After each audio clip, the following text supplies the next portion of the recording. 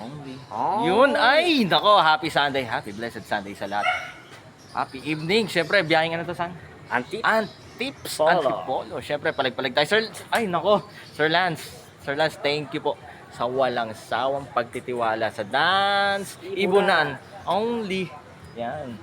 Sir, ito na yung request mo. Back-to-back green perso, wild type. Ito rin, isa pa. Back-to-back green perso, wild type. Back-to-back pale follow. At ang request mong kak na badges. Yan. Only. Siyempre, dadali ng pisa natin, Kuya Roquel in the house. Again, sa mga nagtatanong, located po tayo dito sa 37 Consuelo Street, Marulas, Valenzuela City. Yun.